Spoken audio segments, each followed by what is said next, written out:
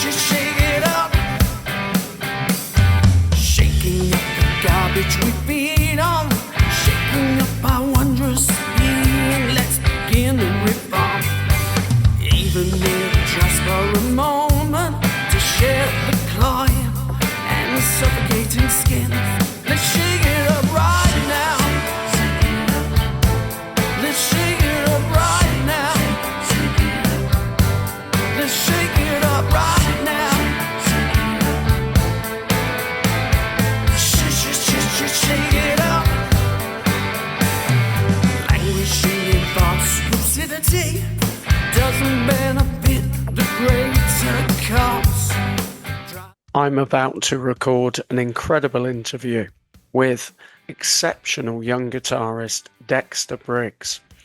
Dex is 15 years old currently at time of recording, and he is a solo guitarist with so much ability and work ethic, importantly as well. People talk a lot about talent, and it's easy to forget there's a heck of a lot of hard work in making music, in sharing music, in performing. And stay until the end. Stay until the end. I strongly encourage you, invite you to subscribe to this YouTube channel. The Creative Shake-Up podcast particularly is growing. It really, really is expanding. And this week's discussion, chat, interview, if you like, is a fantastic example of that. We will be sharing, myself and Dex, 2 pieces of music. A co-written single, Threads, amazing. It has themes of mental health, but it's couched and framed within an absolute blow your socks off rock anthem. It's exceptional, really, really is. And also, Fall Guy, the guitar bridge. Dex took the original song that myself and John Cheetham wrote. We bookended it with a slightly different arrangement, a vocal beginning and a vocal outro. Stay until the end when the song is released as well, because John Cheetham shares his voice. Fall Guy is all about John's life, and Dex has added an absolutely off the scale guitar solo soundtrack vibe to Fall Guy, the guitar bridge. We will be talking about those things. We will be talking about many, many other things as well. I cannot wait to be with Dex. I cannot wait to share with you. We'll announce throughout the discussion when Threads and Fall Guy, the guitar bridge, are available. My parting message, I've shared it already. Subscribe, comment, like, click on the notify bell, and you will receive notification of the future videos, future interviews, future who knows what else is coming. And so much is growing through the Creative Shake-Up and more. So let's dive in now to an exclusive interview with the amazing Dexter Briggs. Dexter, how are you doing? I'm good, thank you. How are you? Yeah, good. Thank you very much. Yeah, it's really, really good to be with you. And have you had a good day? What you been up to today? Oh God, I've just had school really. As good as it can be, really, I guess. Where are we today? We're Wednesday at time of recording. Is that a reasonable day for you, sort of in the week of stuff you're doing at school? Well, it's nice to know that I'm midway through the week at least. Yeah. Closer to the weekend. Yeah. I think they call it hump day, don't they? I think the Americans call it hump day. I think so, yeah. Yeah, so you're on the descent now, so that's fantastic, yeah? Yeah. And thank you for your time, Dex. And oh, no, it's all right. I mean that because I know you've got what you've just said. You know, you're still currently at school, you're incredibly creative, and that's going to unfold as we spend time together. Yeah. And we have actually pre-recorded a previous interview. Yeah. Which was very good, by the way. So it's not that it's not been shared because it wasn't good. It's just that actually a lot has happened with you and I. Yeah, certainly. Between now and then. So we're going to come on to that in a moment. I've given just a little, I've pre-recorded an introduction for us, talking a little bit about Threads and Fall Guy. And we're going to be talking about that a little bit later. But I want you to begin with, if you can, I'm going to do it slightly differently with you. I'm going to go back in time rather than what's happening now. So Right. I want to know, when did your love affair with guitars begin? Ooh, I'd say I started having an interest in the guitar about pre-COVID 2020. I picked up a couple songs and then I put it down for about a year. I'd say I didn't really touch it, and then I think all of a sudden I just started practicing and practicing, and that was about 2 years ago, and that's where I am now, I guess. But I've got my dad to credit for actually getting me into the guitar, because I remember one day he just said to me that I was wanting an electric guitar, and he surprised me and took me and got me an electric guitar and an amp and stuff, and that was probably the best day of my life, because it's where I am now, I guess. Wow. So already, I knew you do this. You always do. I want to just pause on that for a moment, because that's actually a really, really important message. So your dad, and I know Mum Kelly is supportive as well. Dad Mark, I know Blossom is supportive as well. So as a family, you're all supporting each other. That the difference a moment in time can make. Yeah. That's what I'm feeling very strongly from what you've just said. So basically, this going to get a guitar and how that has changed your life. It really has, to be fair. It has. I've been a recipient of that, which we're going to talk about later. Yeah. But I want to just also think during the time of, without dwelling on it. So that period of COVID changed life for a lot of people, and not only in a negative way. There was a lot more time created where people did perhaps things that they wouldn't previously do because they had more time, per se. Was that the case with you? So you said during that time, did you find, because you were looking for things to do to kind of cope with the madness, almost in a way, of what was going on in the world, was that a contributing factor of having the guitar to kind of keep you productive in a way at a time that was what was happening? Well, yeah, I mean, I'd say that definitely after the first lockdown, I think was when I started really becoming more, I'm not acquainted as such, but kind of looking for things to do, I guess, because I'd had online learning for about 6-7 weeks and I just got bored of it. So, things to do were just very scarce because you couldn't go out, you couldn't do much. So I think definitely picking up an instrument was vital in keeping me preoccupied, I guess, for lack of better words. I think a lot of people did as well. I think it's not just me. I feel that a lot of people have picked up something that, as you said, they wouldn't have normally done due to the fact that they haven't had, time to go out and do what they normally do. Yeah, and again, that's an important message, because we can think of times, and of course it affected a number of people in a number of different ways.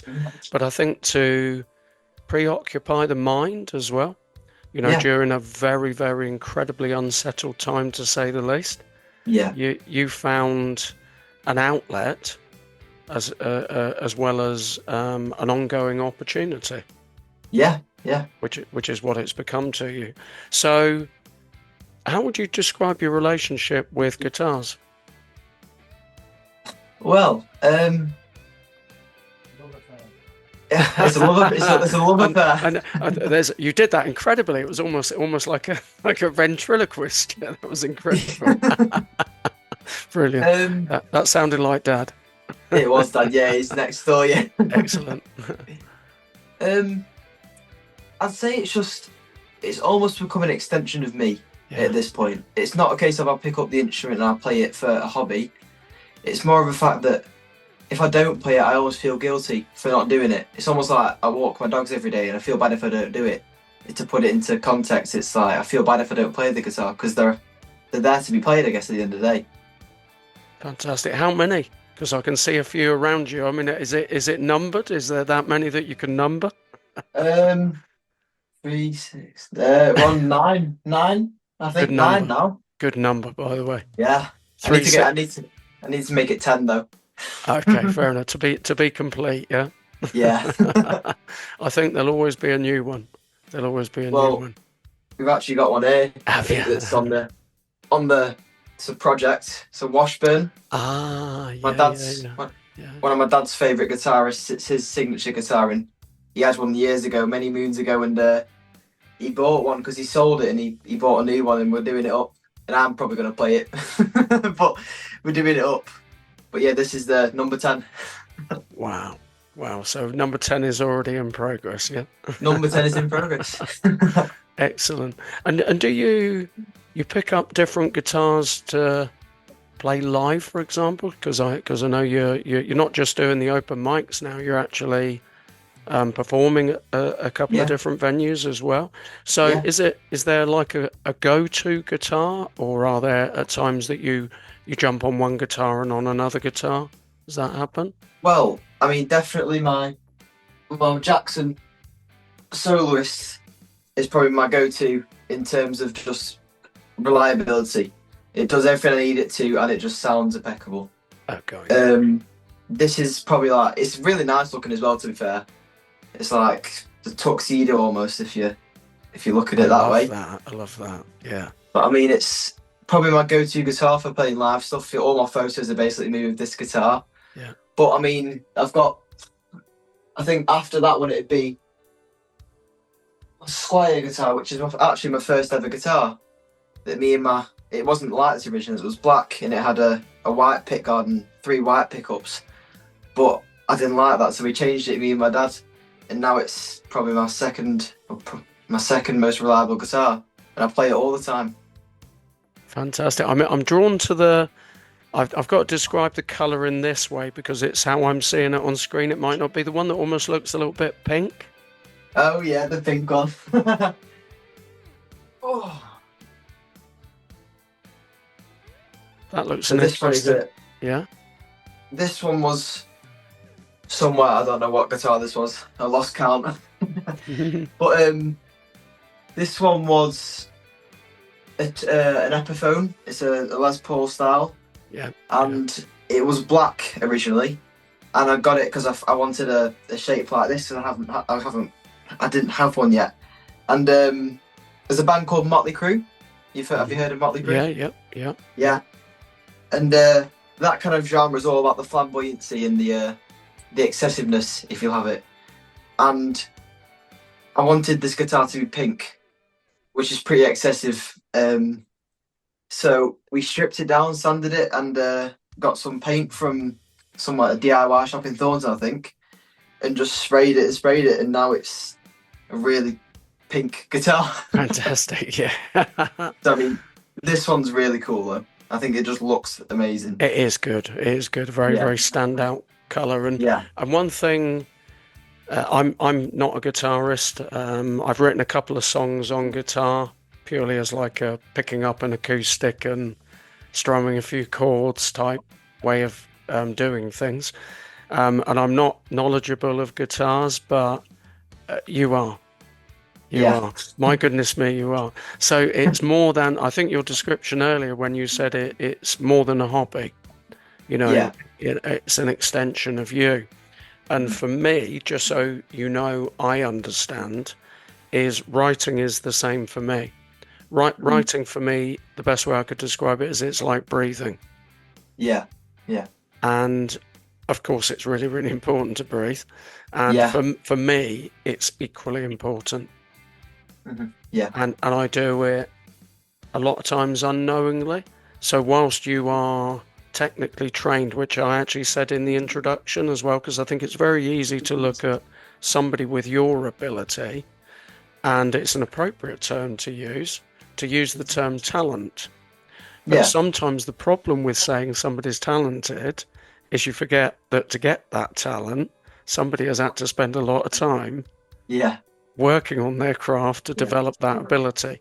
And I know with you, that's what you do, and including your knowledge. So describe a little bit of how you're doing what you're doing at the moment on the music scene. And then I think we'll move into how we came to write together. Well, I mean, I was a bedroom guitarist for quite a while. You know, I had gotten to quite a decent level, and I started playing in my room. You know, not with any musicians to backing tracks on YouTube, which isn't really good for any musician that's wanting to develop themselves. Because the main thing of being a good musician is being able to play live with, Mm, you know, mm, in front of a crowd under pressure mm. and on a stage. And I'm not sure what my first ever gig was, but I just wanted to do something. I think my parents definitely pushed it in terms of getting me out there. Obviously, at my age, it's quite hard to do that myself, but they've been kind of the outlet in terms of finding places to go and to do my gigs at.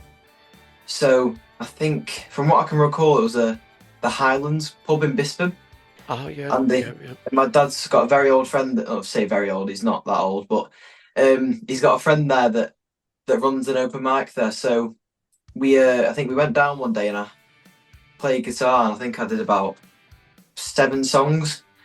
But that was my first experience of playing live. From what I can recall, there might be something before that, but that's the main kind of starting point if you have it. And then from there, we kind of just met. We met people. I think we met Lois Brooks. Mm-hmm. Mm-hmm. Yeah, and then Yep. her mother Claire knows all the open mic nights, and she got us in touch with, I think, Leighton Institute, which you've been there a few times. Yep. And that's run by Raf and Peter, obviously, and that's kind of the pinnacle of playing somewhere that's quite professional. You know, it's set up like a stage and it's got a huge PA system, and that's kind of really, really fun to play. So, I mean, I've just been doing that kind of circuit around Blackpool and just working at it, I guess. And then that's obviously where I met you, and that's where we've come to write together. You're very good at this. I'm just sitting there. I'm thinking this is lovely because you're introducing you're introducing great thoughts. So brilliant. And Yeah. it was at Marvin's Polton. Yes. So Uh, yes, that's it. Yeah. yeah, Yeah. yeah. I think I'd actually seen. I think that was the first time I saw you. It was. Um, Yeah. and then there was Leighton, and then Yeah. there was kind of times where I think. Am I right in saying this? I feel this is correct. I think it was Bispam at the kind of event that was outside, Bispam Gala. Oh yeah, the Bistum Gala. Yeah. Yeah. Yeah. Weather was awful. Yeah, weather It was was awful. horrible. Yeah. I think you were just kind of on at the tail end of like when the heavens opened and the rain started pouring down. And, Yeah. It was eventful. and yeah, and I talked to mum and dad, and I talked to you Mhm. about the potential of a podcast interview and about perhaps doing some kind of collaboration. Yeah. Yeah. Yeah.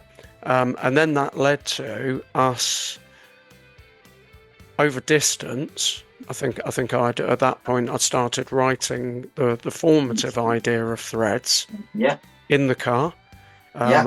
on the way to Whitehaven, and I had you in mind. And Yeah. it was a kind of a happening of as songs are, not.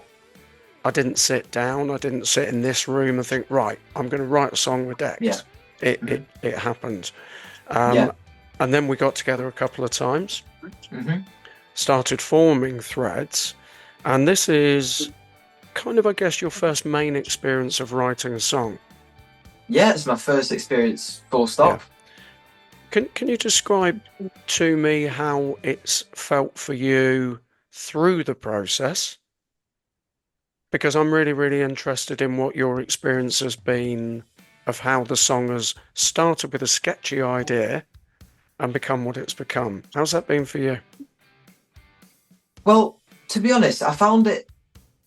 I say easy in terms that I feel like it was easy for me because the music you had written prior to me coming up with guitar parts. I feel like that made it so much more easy for me to kind of fabricate a part to play on guitar. But I had not doubts as such, but I felt it was going to be quite hard to write something, and I was quite pleasantly surprised actually in how easy it was to come up with a part, which sounds really big-headed, but No. I'm saying it in No, it terms of doesn't. it's quite easy, and I was surprised by it. And I think that for anyone that's wanting to write a song but is too scared to to think of what to come up with. I think it's just a case of when you come up with that original melody and you fabricate it from there. It's almost like a plant growing. You know, it just carries on going and going and taking different directions, and you choose what's better and what's not. And I think that it's just a case of going with what you think is the best for that song and whatever you're writing. Fantastic. Yeah. And if you think of that germination, that organic growth that happens, that happened. It wasn't, I feel when people hear Threads, it could be easy to hear incredible guitar parts, exceptional guitar parts as they should be heard, but hear that as you added guitar. Yeah. That wasn't the case at all. We actually sat down several times, and even the conceptual idea of the song. Yeah. Spoken bits in it and how this section would work and that section would work, and then your constructive ideas, your input of the arrangement of the song. Yeah. And that's a completely different ability to what could be almost a mimic guitarist. Yeah. So stick with me in that, because also I know you do covers. Yeah. But I would suggest you're not looking to replicate exactly the same as the original. Yeah, well, is that reasonable? Yeah. I understand what you mean. It's a case of people don't want to. Some people maybe do, but people don't want to see it played as the record. They want to see maybe a bit more skill or a bit more soul, if you have it, than the original performance. And it's really quite refreshing, when you listen to a studio version of a song and then say the guitarist does a completely different solo live. It's quite refreshing. It's nice to listen to. And I feel that at my age, obviously, I've not got a huge I'm not going to say that word, range of songs that I've written myself, that I feel like I'm kind of at a point where I kind of have to do covers, if that makes sense. Yeah. And I just feel that if you can make it your own, even though it's not your own, I feel like that's what sets you apart as an artist, even if it's not your own song, but you can make it your own, if that makes sense. Completely. And that's what you do with the guitar. So it's not a question of there's a backing track on and then you're, for example, Beat It, you're doing exactly the same guitar solo as the guitar solo in Beat It. It's not that. And I remember watching you in the songs that you did as covers and just seeing something that was, for me, the seed of an idea of your ability to create melody. Yeah. So we're probably going to dance a little bit between Threads and Fall Guy. So I'm now going to jump into Fall Guy, which is, for those that watch the podcast and anybody who doesn't, it's John Cheatham's life. So the astonishing events that happened to John.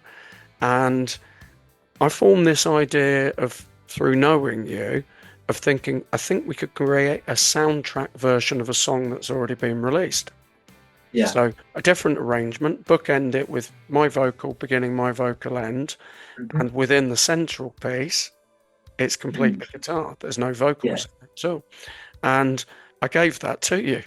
And said, there we are. There's the idea. Yeah. And you then have written an entire guitar piece for the complete song. Yeah. So again, that doesn't happen by the chance of you're mimicking something, you're copying something. You have constructed completely a guitar melody for the entire song. Yeah. For Threads, as well as the conceptual ideas, you've also constructed various guitar parts, as well as an absolutely blow your brains out guitar solo. It's like every time I'm hearing that song, Dex, I'm getting slightly obsessive, yeah? I'm hearing Threads every single day. I can't stop listening to it. Yeah. And I know I'm part of it, but it's because of what you've added to the song. It's just like, wow, it's amazing. Thank you. It's amazing, yeah. So there's those two projects currently. And I know we've talked about the potential of writing others. Tell us a little bit about what your feelings are to. You've now written the song, Threads, with me. Yeah. We're going to be releasing the song. We've Hmm. got the Fall Guy soundtrack, Fall Guy the Guitar Bridge. Yeah. Amazing work from a friend of both of us, of Yeah. somebody you've known longer, but Ant Horseman, Yeah. Eden Media, amazing images. And I know Yeah. Ant does a lot on the local scene. So Yeah. for He the does. cover Yeah. artwork, there's Ant's photographs that are being used as part of the artwork. How does it feel to be sat there and have written a song and played a part in creating the soundtrack Fall Guy the Guitar Bridge, and those songs on officially October the 10th being available worldwide? How does that feel? Well, I mean, it's just kind of a feeling of satisfaction when I hear the master track that you've obviously sent over that's not been released yet. It's a sense of, it really does hit you when you've heard the full track fully mastered, because it's weird to think that at my age I've put a song out. Obviously, it's out on October 12th or 10th, 12th, 10th. You 10th, got it. 10th. You got it. But I feel it's so mind blowing that I was able to write a song, because I've always doubted myself that I wouldn't be able to write music. I've always struggled with coming up with a melody, but I don't know why it came so naturally to me. This is what I was saying before. I don't know if it's the music that was provided already that just sparked something that I was able to write. But I mean, it's just surreal knowing that I've got a song coming out and that people anywhere around the world can listen to it. Yeah, and I've done it before. I'm still not used to it.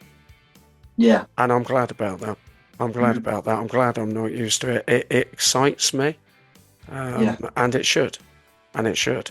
So I think in terms of the subject matter, unraveling,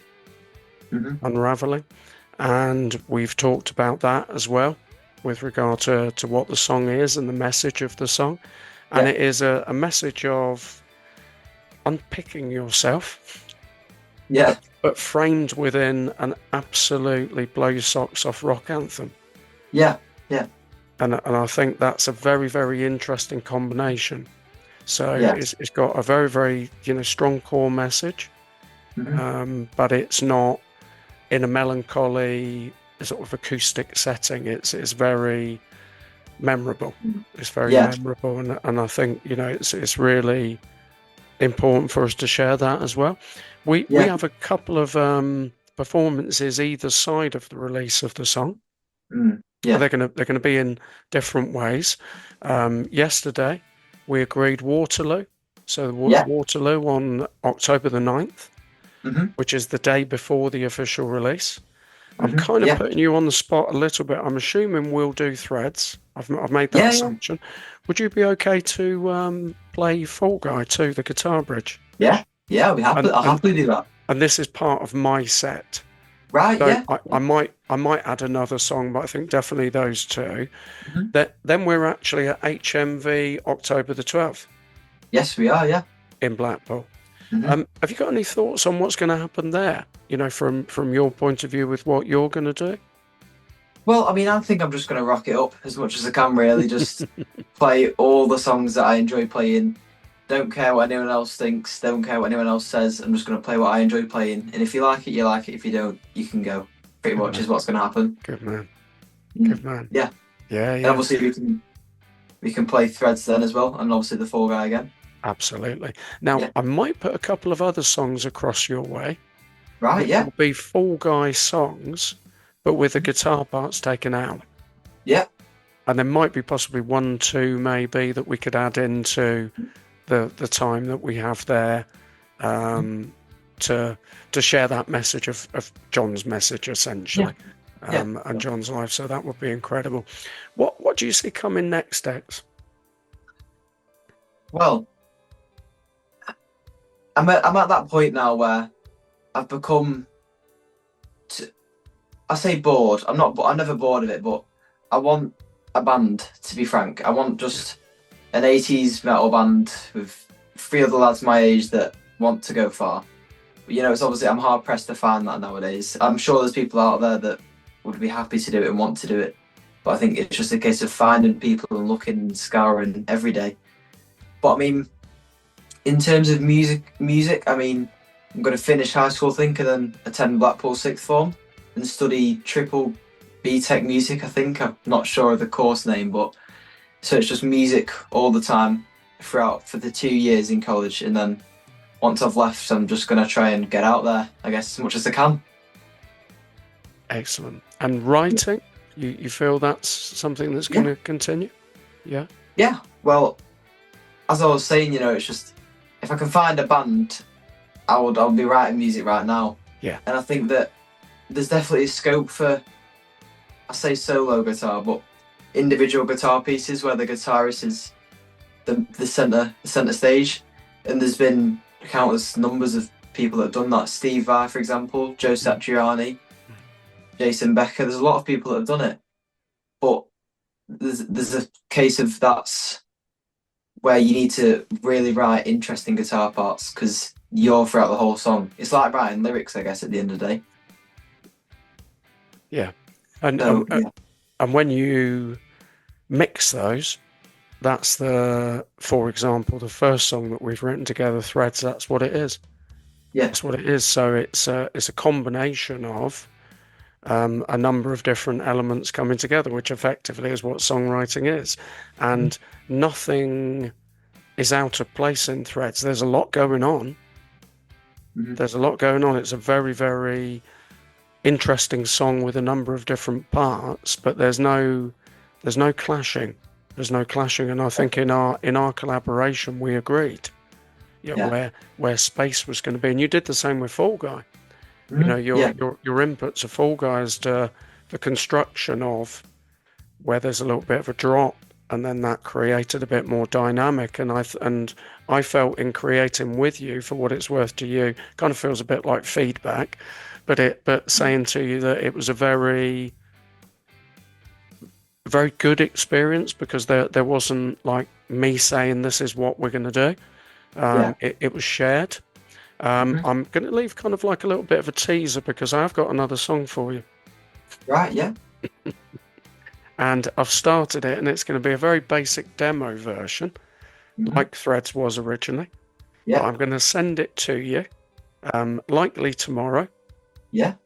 And I think it will be a very, very interesting follow-up to our initial collaboration of Threads. Yeah. So, October the 10th, worldwide, Spotify, iTunes, Amazon Music, YouTube, etc., etc. It will be available in social media. Threads is going to be absolutely everywhere, which is Mental Health Awareness Week. And also coincides with Fall Guy, the Guitar Bridge, which is a signpost towards John, everything that's happening with the book to film project, etc. And I'm very grateful also for your ideas of John's voice being included at the conclusion of the song. Because that was something that I had as an idea, and you actually came up with that idea as well. So I think the future is absolutely incredible for you, Dex, and I think you've got a wide variety of things you can do. I look forward to keeping an eye on that. I'd like to have dibs on future interviews with you. So as things open up and develop, I'd love you to come back and share what's progressing for you, because it's exciting times. Is there a message you want to leave, I think perhaps particularly with regard to Threads, if that's okay? Yeah, well, obviously we both know that Threads is about, being aware of yourself and just making sure that your mind doesn't unravel, I guess, in terms of you got to always make sure you're doing the best for yourself as well as others. And I feel like there's, no matter how hard life can be sometimes, that you just need to make sure you give yourself sometimes the rest and the luxuries that you should deserve, because no matter how hard you work, you're always going to be exhausted from it. And I think that Threads definitely encapsulates the possibility of what could go wrong if you don't give yourself the mental time to to relax and have a break. So I think that's my message. Just give yourself time as well as others.